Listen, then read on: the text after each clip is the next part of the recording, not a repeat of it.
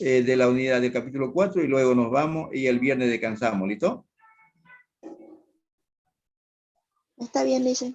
Ya, ¿alguna consulta respecto a los prácticos que hemos venido resolviendo?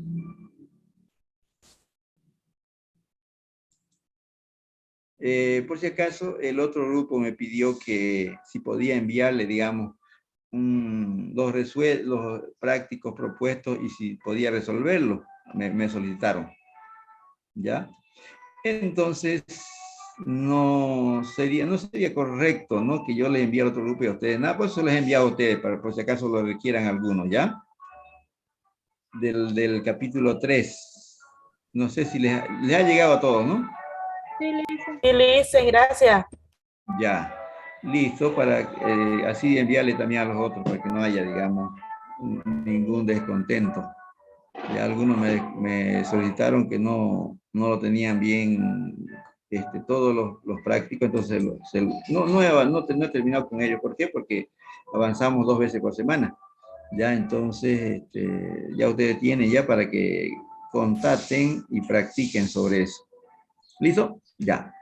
¿Alguna consulta respecto a los prácticos? Ya, nuevamente les voy a mencionar, por ejemplo, el inciso B del práctico 14, ya del práctico 14. ¿Qué pide el inciso B? El inciso A pide el periodo promedio de inventario deseado, el periodo promedio de cobro deseado y el periodo promedio de pago deseado. El inciso B dice saldo óptimo de la existencia, o sea, el inventario promedio deseado y el costo de venta deseado. Ya hablemos de eso para que se aclare y se quede claro la clarificación, ¿ya? Listo. Por ejemplo, dice el inciso B, calcular el inventario promedio deseado y el costo de venta. El inventario promedio deseado igual a esa expresión, ¿ya? Tenemos eso, que calcular el inventario promedio y el decremento del inventario promedio. Primero calcularemos el inventario promedio. Con esta fórmula base, el inventario promedio. Y lo obtenemos acá de 10,000. ¿Listo? Esta fórmula yo se los puedo otorgar, esta fórmula, esas dos, ¿ya? Luego se los voy a otorgar esta fórmula para la toma de decisiones y ustedes lo despejan, ¿ya? Despejan de ahí. 3 serían esta fórmula base y esta de acá. Y ahí ustedes despejan, no vayan a dejarlo esta fórmula y luego le colocan directamente la solución. Ya no la solución que no vaya pegadita a la fórmula de la toma de decisiones del periodo promedio de inventario, ¿listo? Que no vaya pegadita. Hay que ir despejando primero este paso, luego esto de acá, luego y luego la solución, ¿listo? Así, hay que despejarlo. Eso va que quede como recomendación para la solución del problema, ¿ya? Eso sería. Igual con el complemento de este inciso, ¿ya? Hay que calcular el costo de venta, deseado. Esta fórmula más la fórmula de la, ¿cómo se llama? Base, más esta sería la fórmula base. Después de esta fórmula, la fórmula base, luego viene esta fórmula de acá. El periodo promedio de inventario deseado para la toma de decisiones, ¿listo? Eso. Y despejan ustedes. De aquí despejan, luego convierten este paso, luego este de acá, luego obtiene la solución. No vayan a colocar la solución, ya esta fórmula, lo vayan pegadita a esta fórmula de acá, hay que despejarlo, ¿listo? Y luego reemplazar los datos.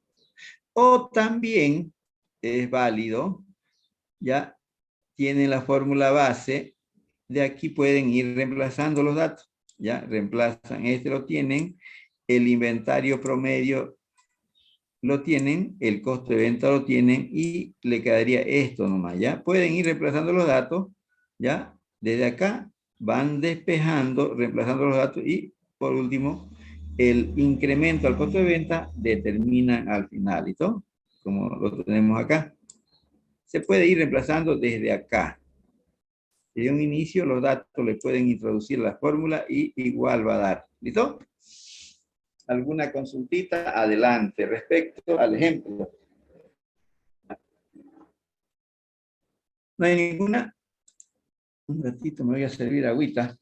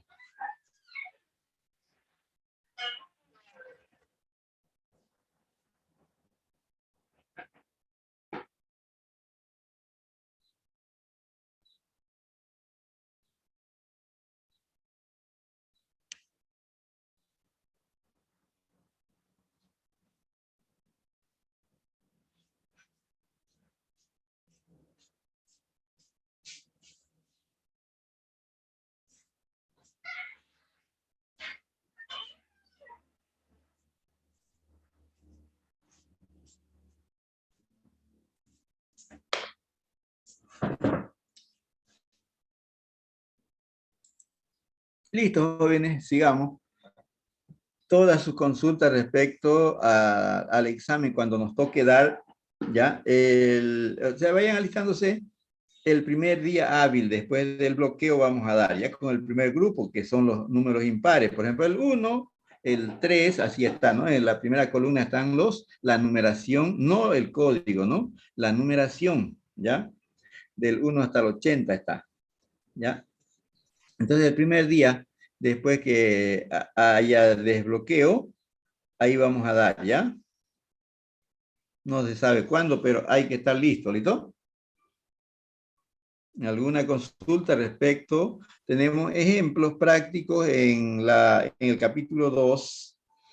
No son muchos, pero son más significativos y también hay un gran número en el capítulo 3. ¿Ya? ¿Alguna pregunta respecto? ¿Ya? Ninguna, ¿no? ¿Ya? Listen, buen día. Buen día. Es hasta el capítulo 3 que vamos a dar el primer parcial. Sí, eso es todo. El 1, 2 y 3. Ya vamos a colocarle un 25% a la teoría y un 75% a la práctica. La práctica está en la unidad 2 y 3, ¿ya? Gracias, Listen. Ya. La parte teórica está tenemos en las 3 unidades. Capítulo 1, 2 y 3. 3 capítulos, mejor dicho. ¿Listo? Dicen, ¿Qué pasa? 20% teoría y 80 práctica. 25, más o menos por ahí, cerca de eso, ¿ya? ¿Algún alumno dijo, qué pasa? Dijo, adelante, joven. Dicen, ¿qué pasa si el bloqueo se levanta el día jueves en la noche? Igual vamos a tener el examen el Ay, viernes. caramba, hay que, a ver, vamos a ver, pues, termina hoy día, hay tiempo, pero igual ustedes ya han practicado ya, pues, ¿no ve? Han practicado alguito, ¿no ve? ¿Sí o no? Sí, pero falta poquito. ¿Ya? A ver, vamos a ver, un comunicado les voy a dar en ese caso, ya ver, pero depende, por ahí ustedes están pianitos ahorita, digamos, el día viernes no hay problema, ¿no ve? Están pianitos ya, ¿no? Es para estudiar más el fin de semana y se dicen. Sí, Vamos a ver, dicen. ¿ya? Ya. Se podría dar el lunes, ¿ya? Dicen, ¿y el horario? En horario de clase nomás, de 8 a 10, ¿ya? En nuestra aula nomás, ¿ya? Creo que es el aula de 213, 20... Aula 7 creo que es, en el 213.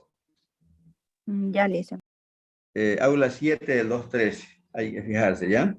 Pero es en el módulo 213. No, 214, ¿sí? 214. Hay dos módulos de contaduría, el que está enseguida, ¿no? Donde está, ¿cómo se llama? Donde funciona la decanatura es el 2.13 y el siguiente el 2.14. En el 2.14 nos toca. Creo que es aula 7, ¿listo? Aula Listo, 7. listo. Ahí nomás vamos a dar. En el módulo 2.14, aula 7 creo que es. De todas maneras no vamos a ver en el primer piso. ¿Ya? Aula 5 es, licenciado. Aula 5, perfecto, es 5. ¿Ya? Ahí nos vemos entonces. Aula 5. ¿Listo?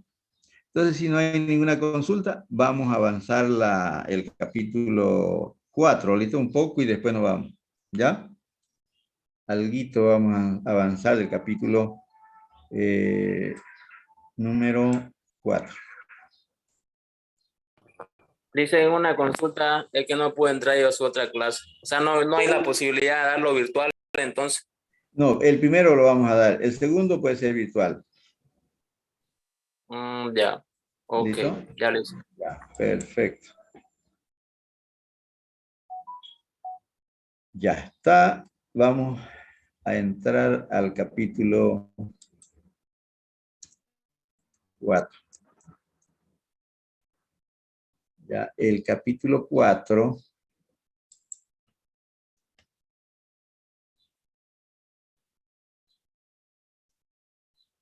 se refiere a la administración de cuentas por cobrar. ¿Ya? Administración de cuentas por cobrar. Ya, el concepto de cuentas por cobrar. El capítulo 5 es inventario, tratamiento de inventario.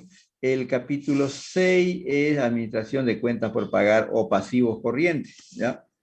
Entonces, las cuentas por cobrar para una empresa representan los créditos que conceden a sus clientes. Normalmente es a corto plazo, ¿ya? Se refiere generalmente a corto plazo, ¿ya? Para una empresa industrial, las cuentas por cobrar representan aproximadamente de 35 a 40% o 38% de los activos corrientes. Repito, de los activos corrientes representan como promedio el 38% las cuentas por cobrar. Y alrededor del 16, 15 o 16% de sus activos totales representan cuentas por cobrar en empresas industriales. Ya, cuando se concede créditos a los clientes, para la empresa es un costo por la inmovilización de fondos, ¿ya? Porque el dinero se mantiene inmóvil en cuentas por cobrar. Por lo tanto, le representa un costo a la empresa, ¿ya? La empresa pierde el valor del dinero en el tiempo y corre el riesgo de que no le paguen los clientes cuando el crédito sea vencido, ¿ya? A cambio de incurrir en esos costos, la empresa puede ser competitiva, puede atraer y conservar a más clientes, puede atraer clientes y conservar a los clientes habituales o actuales. Además, le permite mejorar las ventas y mejorar las utilidades. Hitman afirma lo siguiente respecto a esto. Hitman dice lo siguiente. Ahí está todo esto lo que dice, ¿ya? Hasta aquí por lo menos. Hitman afirma. El objetivo de administrar las cuentas por cobrar es cobrarlas tan rápido como sea posible, sin perder ventas debido a técnicas de cobranza de mucha presión. El logro de estas metas comprende 3 temas: la selección y estándares de crédito, 2, las condiciones de crédito y 3, la supervisión del crédito. Hay que seleccionar aplicando estándares a los clientes, las condiciones de crédito y la supervisión del crédito. La supervisión del crédito comprende un seguimiento a los clientes en el mercado para ver si están vigentes o están por desaparecer. Ya, esos son aspectos.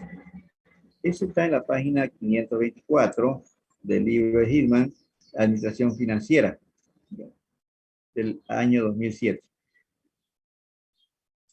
Normalmente, o por lo general, el gerente de finanzas es el encargado de controlar las cuentas por cobrar, utilizando,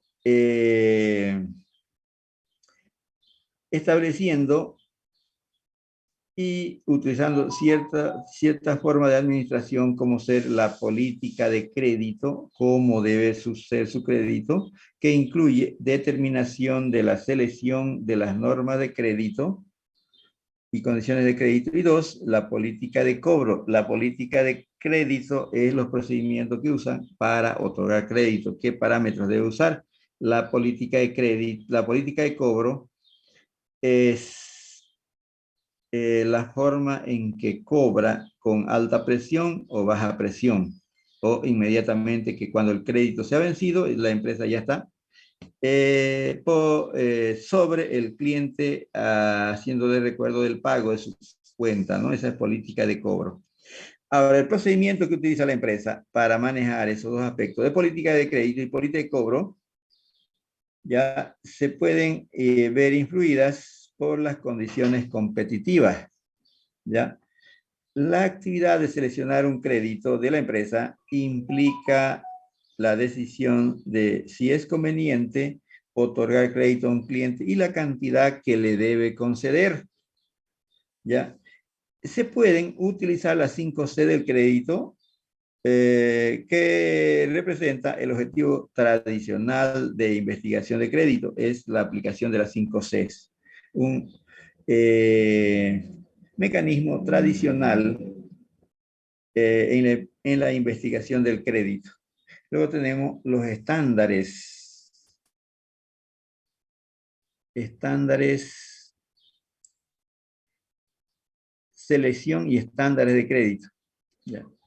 Generalmente, los estándares de crédito de una empresa consisten en evaluar las solicitudes de crédito y escoger a qué cliente se le otorgará el crédito. Hitman afirma respecto a la selección de clientes y los estándares que debe aplicar.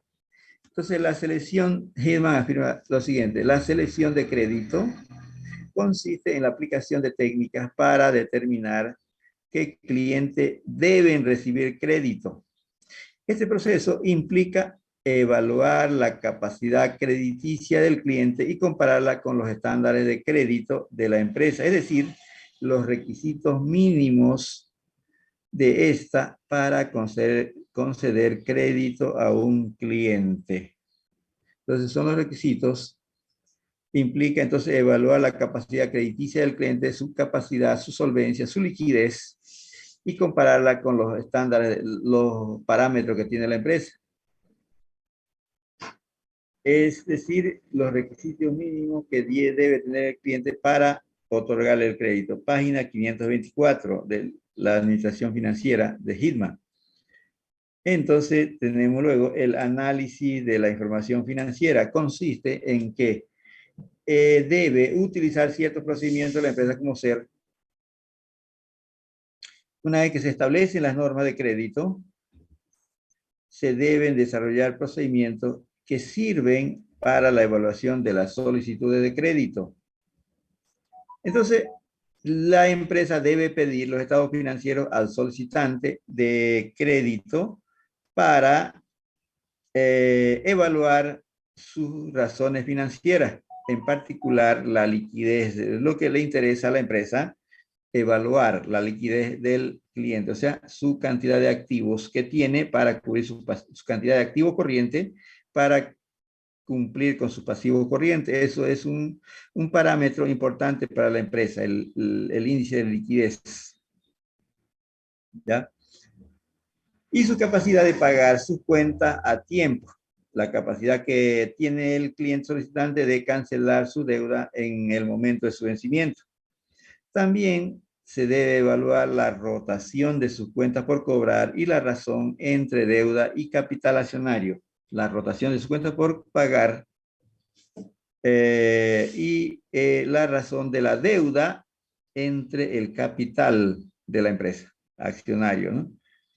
También se debe considerar la naturaleza de la empresa y la administración, la fortaleza financiera del solicitante. Ya, con base en la información, se debe llegar a la decisión final de si extenderle o no extenderle el crédito al cliente. Además, si se le extiende, se le debe fijar un límite, un monto, un tope, ¿ya? De crédito. Entonces, es necesario una línea de crédito o un tope, ¿ya? Para realizar verificaciones de crédito. Es decir, se entiende por una línea de crédito a la cantidad máxima que la empresa está dispuesta a que le deban en cualquier momento. Por lo tanto, representa el riesgo máximo que la empresa está dispuesta a correr por un crédito. ¿Ya? El establecimiento de una línea de crédito simplifica los procedimientos para evaluar la mercadería, mejor dicho, simplifica los procedimientos para enviar la mercadería al cliente, pero debe ser revaluado periódicamente para mantenerse latente de la situación. Entonces, a base del análisis de los estados financieros, se puede tomar la decisión de enviar la mercadería al cliente y además estar latente de la situación en el mercado de ese cliente. O sea, un seguimiento del desenvolvimiento en el mercado del cliente, quiere decir. Luego tenemos antes de aplicar las 5 Cs, antes de la aplicación de las 5 Cs, la 5C, una investigación crediticia del cliente, ¿ya? Antes de la aplicación de la 5C tenemos los procedimientos de la investigación, pero no son 5C, ¿ya? Procedimiento de investigación de crédito, crediticia del cliente. Por ejemplo, verificación interna de la empresa. Luego, la presentación de sus estados financieros, informes y clasificaciones de crédito, verificación bancaria y por último tenemos se llama verificación comercial. Estos serían los procedimientos de la investigación del cliente o del crédito a los clientes antes de la aplicación de la 5C, ¿ya? Antes de la aplicación de la 5C. Listo. Entonces, verificación interna de la empresa. Este aspecto, el punto número 1, se debe analizar sobre el historial del cliente, sobre el crédito, sobre un crédito que le haya otorgado con anterioridad. Si antes le otorgó un crédito, habrá que analizar su comportamiento. Si fue un cliente cumplido, en su historial contará su comportamiento, si es un cliente cumplido o incumplido. Entonces, además, el departamento de crédito debe hacer una evaluación de la calidad de la administración del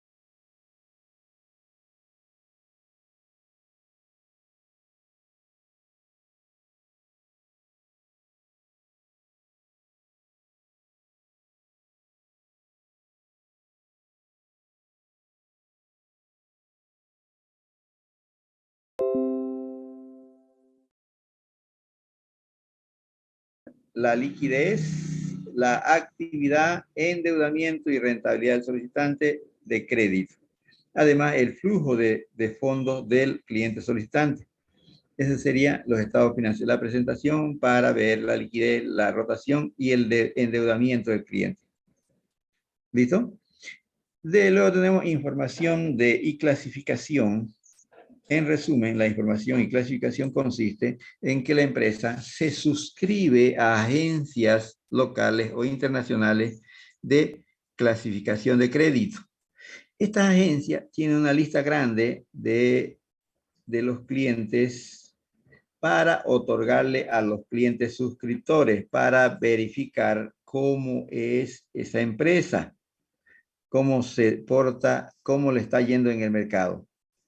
Entonces, estas agencias entregan clasificaciones de crédito a los suscriptores. Cuando se suscriben a esa agencia, ellas entregan una lista de clientes de empresas. Entonces, la clasificación puede otorgar al analista de crédito. Él puede ver el tamaño aproximado del cliente solicitante.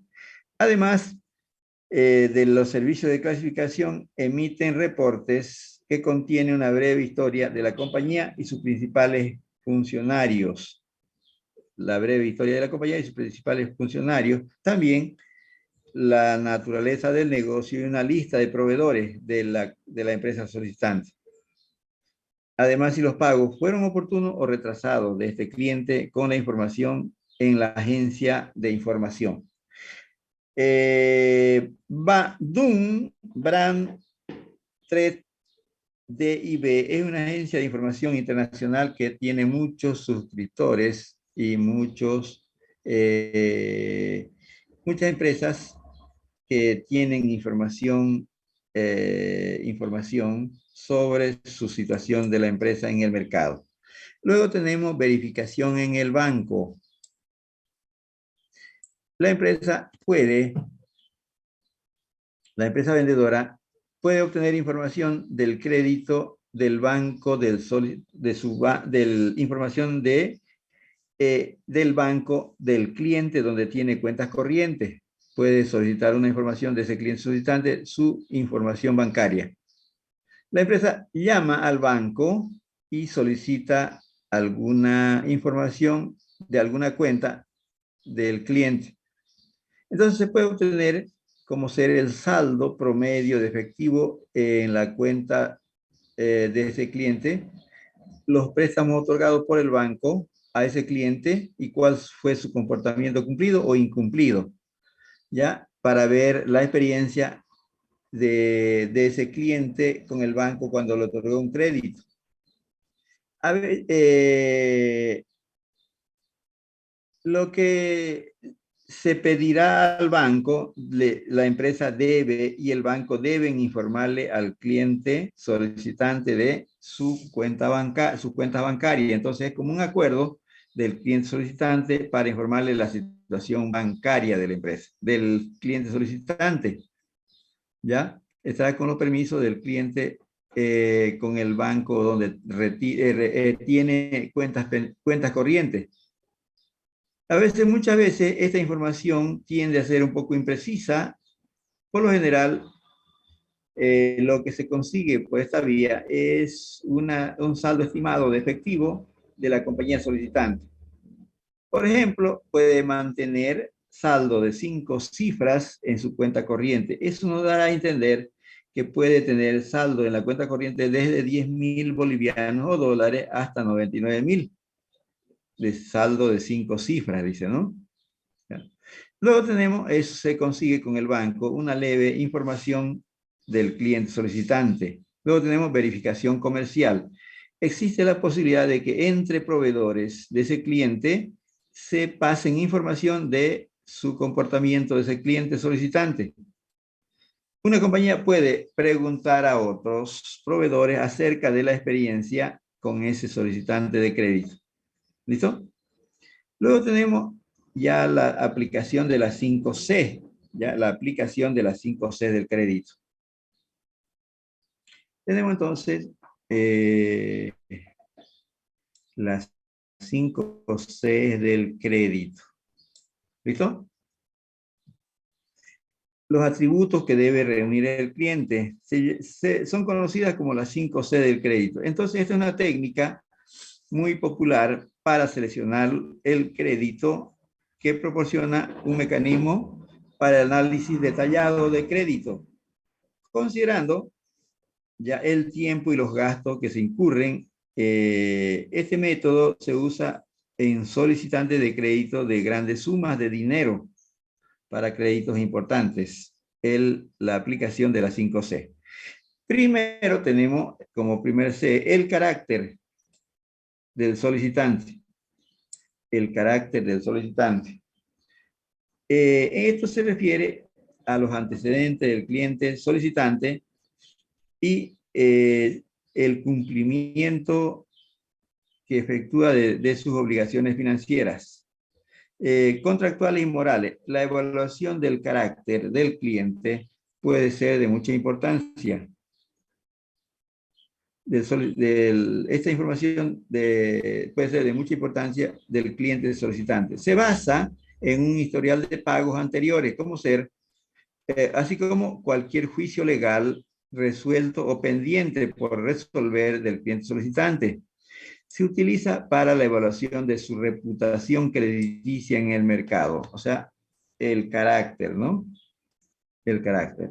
Luego tenemos la capacidad. En una sola palabra, liquidez. La capacidad o liquidez del cliente solicitante. Entonces, la capacidad se refiere a la facultad del solicitante o capacidad para reembolsar el crédito requerido. Entonces, el análisis de los estados financieros que se destaca, sobre todo el análisis de liquidez y las razones de endeudamiento. Esas dos serían, la liquidez y el endeudamiento. Esto se lleva a cabo para evaluar la capacidad del solicitante, la liquidez en síntesis, ¿no? Luego tenemos el capital del cliente solicitante. La solidez financiera del solicitante se basa de acuerdo a la situación patrimonial, la cantidad de patrimonio que tiene la empresa, se podrá ver el capital que tiene. La evaluación del capital del solicitante se basa en la razón de pasivo a patrimonio y sus razones de rentabilidad, la capacidad de la relación que hay entre pasivos especialmente pasivos a largo plazo a patrimonio y sus razones de rentabilidad. A eso se refiere el capital, la cantidad de capital versus endeudamiento. Luego tenemos el colateral. La cuarta C, colateral.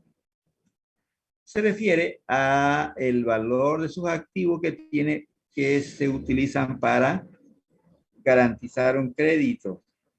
Cuanto mayor sea el monto de los activos, la empresa tendrá más posibilidades de poder cobrar en caso de incumplimiento del cliente, ¿no? La cantidad de garantía que recibe para la otorgación de un crédito. Ahora, a fin de que se evalúe la garantía colateral del cliente, se puede recurrir a su balance general, el cálculo del valor de los activos para una demanda en contra del cliente, la aplicación de los colaterales o garantías que tiene el cliente, ¿no? Luego tenemos las condiciones, ¿ya? Esa parte de las condiciones es la situación económica y empresarial actual, así como cualquier circunstancia excepcional que afectan a cualquiera de los participantes en la transacción de crédito. Por ejemplo, el cliente, mejor dicho, la empresa posee inventarios en exceso del producto que el solicitante desea adquirir a crédito. Cuando tiene exceso de mercadería y no está pudiendo venderlo, puede dar crédito a clientes con menos reputación crediticia. Entonces, en este caso, la empresa estará dispuesta a vender a solicitantes con menos imagen crediticia. Cuando tiene exceso de mercadería y no puede vender, posiblemente está, si es mercadería o inventario expirable, está en su próxima fecha a su vencimiento. Entonces, la empresa podrá otorgar a clientes con menos imagen crediticia, según las condiciones. Luego tenemos calificación del crédito. Ya, calificación del crédito. La calificación de crédito es una técnica de selección que se usa normalmente en las solicitudes de créditos altos y volúmenes de un poco de valor monetario bajo. Alto volumen y poco valor monetario. Esto está en la página, mejor dicho, en la calificación de crédito se refiere a alto volumen y poco valor monetario de los créditos. Hillman afirma respecto a la calificación del crédito. La calificación de crédito aplica valores obtenidos estadísticamente a los puntajes de las características financieras y de crédito clave de un solicitante para predecir si pagará a tiempo el crédito solicitado. Si pagará a tiempo el crédito solicitado. En síntesis, el procedimiento genera una calificación que mide la fortaleza crediticia general del solicitante. La calificación se usa para tomar la decisión de aceptar o rechazar la concesión del crédito al solicitante. Eso está en la página 525, referido a la calificación del crédito. ¿Ya? Entonces, tendrá que usar ciertos porcentajes o puntajes para evaluar las características y de crédito clave del solicitante. Luego tenemos cambio en de las normas o estándares de crédito. ¿A qué se refiere los cambios en los estándares de crédito? A veces las empresas consideran que deben cambiar sus estándares de crédito, ¿ya? Para mejorar sus rendimientos y crear valor para los propietarios. Las normas de crédito se refieren a los requisitos mínimos para otorgar a un cliente, los requisitos que debe tener el cliente para otorgarle un crédito. ¿Ya? La comprensión de las variables principales que se deben tomar en cuenta cuando la empresa contempla la relajación o la restricción de sus normas de crédito, esto proporciona una idea general para tomar decisiones de otorgar o no a un cliente. Entre las variables principales están, hay que tomar en cuenta las variables principales para la otorgación de clientes solicitantes.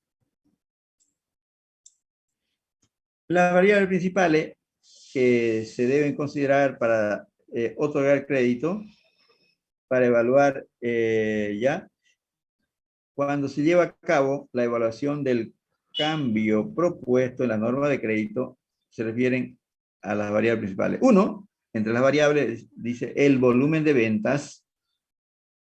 Dos, la inversión en cuentas por cobrar. Tres, los gastos por cuentas incobrables. Entonces son variables que se deben tomar en cuenta en la evaluación de otorgación de crédito. A continuación se examina cada uno de estos. Volumen de ventas. Volumen de ventas. Esto se caracteriza o se espera que la modificación de las normas de crédito produzca un cambio en el volumen de ventas. Si las normas de crédito se suavizan, se espera que aumenten las ventas. Si las normas de crédito se hacen más rígidas, repito, si las normas de crédito se suavizan, se espera que aumenten las ventas. Si las normas de crédito se hacen más rígidas, se espera que disminuyan las ventas. Repito, si los plazos que otorga la empresa son más largos, se espera que aumenten las ventas. También aumentan los castigos, por este caso, ¿ya? Pero si la norma de crédito se hace más rígida, quiere decir que la empresa tendrá que disminuir los plazos. Por decir, si otorga créditos a 45, en la flexibilización estaríamos hablando que podría otorgar crédito a 60 o a 70 días. Cuando hablamos de restricciones de las normas de crédito, estamos hablando que la empresa debe reducir sus plazos de crédito de 45, por decir, a 30.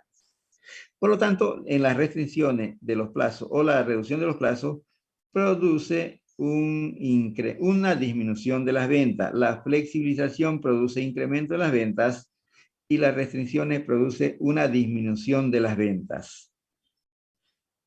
Generalmente, el incremento en las ventas afecta a la rentabilidad en forma positiva. O sea, si se incrementan las ventas, las utilidades aumentan también, dice. En tanto que la disminución de las ventas afecta a las utilidades en forma inversa. La disminución de las ventas disminuye las utilidades, quiere decir, ¿listo? Luego tenemos inversión en cuentas por cobrar. O sea, a eso se llama inversión cuando la empresa otorga créditos y los fondos están inmovilizados. Por lo tanto, para la empresa es un costo, una inversión cuando se inmovilizan los fondos. Ya, las cuentas por cobrar implican un costo a la empresa porque se le atribuye a perder las oportunidades de generar utilidades de los fondos invertidos en cuentas por cobrar. Si se pierde oportunidades, para la empresa es una inversión, ¿ya? Por lo tanto, es un costo implícito en cuentas por cobrar. Cuanto mayor sea la inversión de la empresa en cuentas por cobrar, más elevados serán los costos de manejo o mantenimiento. Cuanto menor sea la inversión en dichas cuentas, más bajo será el costo de mantenerlas. Si la empresa hace flexible su norma de crédito, aumenta el volumen de venta, aumenta el volumen de cuentas por cobrar y con ello el costo del manejo de la empresa. ¿Ya? Este cambio es producto de un aumento en las ventas y de periodos de cobranza más largos. Aumenta las ventas cuando se otorga periodos de crédito más largos.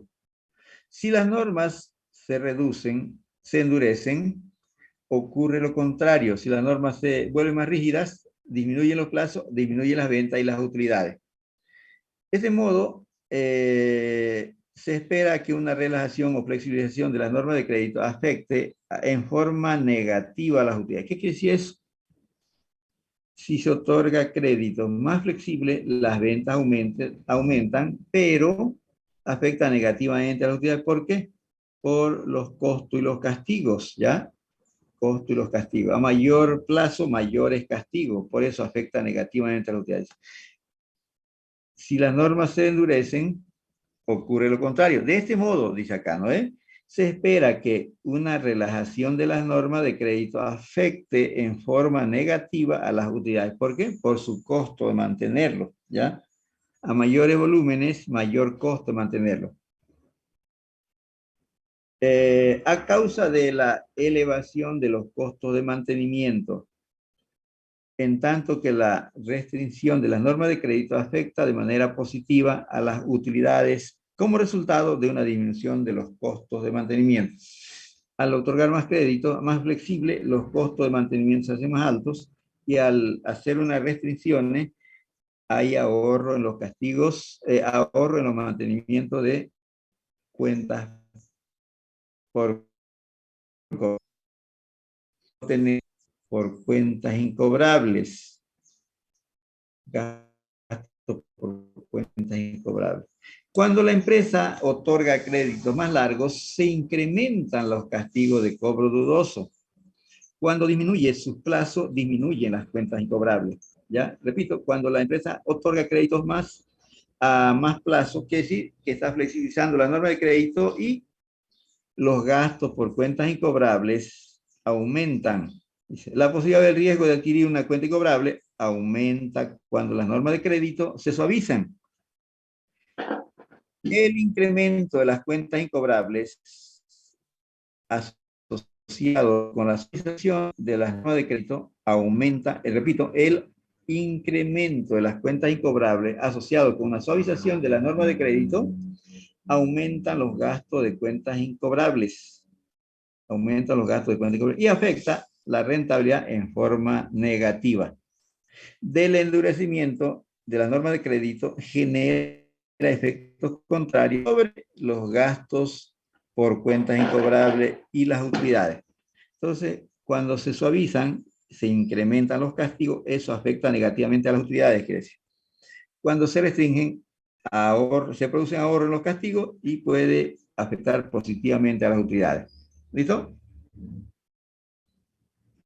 Luego tenemos los cambios y los efectos sobre las utilidades que se espera por la relajación de las normas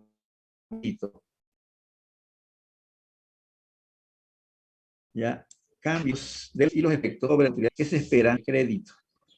Entonces los efectos y los cambios en las utilidades, ya, que se esperan por la relajación en las normas de crédito, se resumen de la siguiente forma. Ya, variables principales, volumen de venta, inversión en cuenta por cobrar y gastos por cuentas incobrables. Sentido del cambio. Sentido del cambio. Pueden haber incrementos o decrementos en las variables. Ahora, cada variación de las variables, cada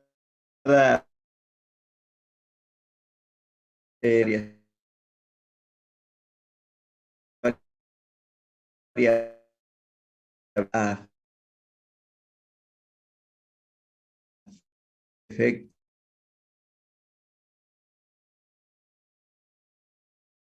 inversión en cuentas por cobrar, eso afecta negativamente a las utilidades.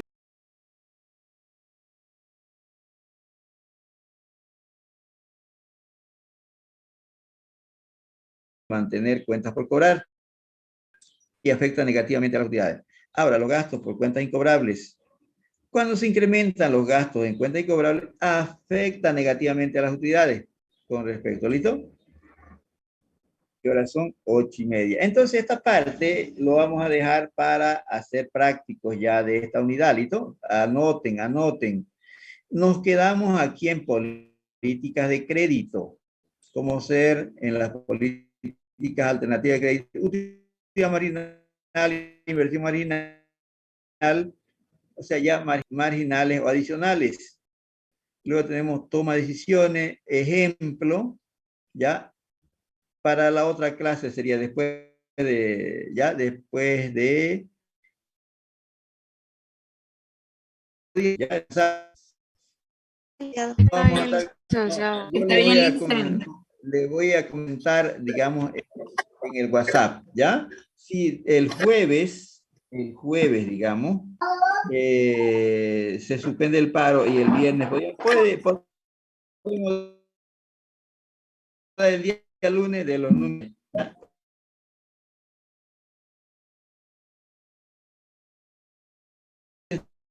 De los números impares, y el último miércoles damos el examen los números. Así Ya, Lisa. que, jóvenes.